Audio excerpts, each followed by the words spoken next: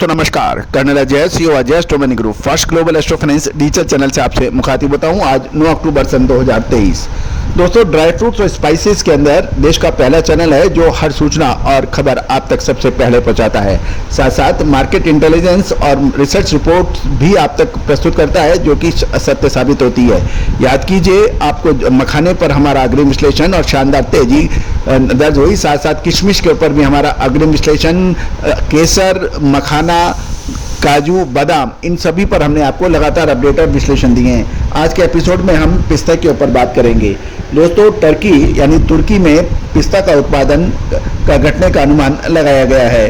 गौरतलब है कि खबर निकल के आ रही है कि अमेरिकन कृषि विभाग यानी यूएसडीए, अमेरिकन कृषि विभाग की विदेश कृषि सेवा के टर्की स्थित प्रतिनिधि ने बताया है कि टर्की में पिस्ता का कुल उत्पादन साल 2022-23 के सीजन में 1.98 लाख टन से घटकर साल 2023-24 के सीजन में 1.60 लाख टन पर सिमटने के समाचार मिल रहे हैं। यानी 1.98 लाख टन के मुकाबले 1.60 लाख टन। यूएसडीए पोस्ट के रिपोर्ट के अनुसार साल 2023-24 के सीजन के दौरान टर्की में 85,000 टन का कैरी फॉरवर्ड स्टॉक यानी पिछला बिकाया स्टॉक था और 1.60 लाख टन उत्पादन तथा 35,000 टन आयात के साथ पिस्ते का कुल अवेलेबिलिटी 2.80 लाख टन तक पहुंच सकती है। इसमें से 40,000 टन निर्यात और 1.55 लाख टन घरेलू उपयोग का पिस्ते का उपयोग टर्की में होने की संभावना है। जबकि मार्केटिंग सीजन के अंत में पुनः 1,000 टन पिछला स्टॉक था और 1.98 लाख टन का उत्पादन और 42,000 टन का आयात हुआ था, जिससे कुल उपलब्धता 2.70 लाख टन की रही थी। इसमें से 30,000 टन निर्यात एवं 1.55 लाख टन घरेलू उपयोग हुआ था और अंत में 85,000 टन पिछला स्टॉक था। तो कुल मिलाकर ये एक बहुत इंपॉर्टेंट बात है कि 1.98 लाख टन से जो टर्की में पिस्ता का उत्पादन 1.60 लाख टन पे सिमट रहा है, इससे काफ़ी फर्क पिस्ते के बाजार को हो सकता है। गौरतलब है कि टर्की में साल 2023-24 का सीजन पिस्ता उत्पादन के लिए ऑफलाइन वर्ष माना जा रहा है, जिसमें उत्पादन काफ़ी घट जाता है। टर्की की स्टैटिस्टिक इंस्टीट्यूशन का कहना है अन्य ऑफ वर्षों की तुलना में इस बार पिस्ते का उत्पादन में कम गिरावट आ सकती है, क्योंकि फल देने वाले पेड़ों की संख्या पिछले सीजन में 554 लाख से बढ़कर 581.50 लाख टन पहुंच गई है।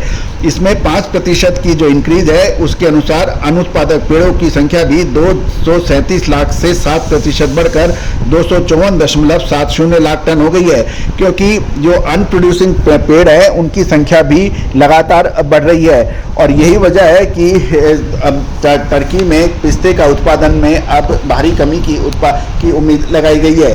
दोस्तों, आने वाले समय के अंदर बादाम, काजू, किशमिश, केसर और मखाने की विशेष रिसर्च रिपोर्ट के लिए, मार्केट इंटेलिजेंस के लिए आप हमसे संपर्क कर सकते हैं।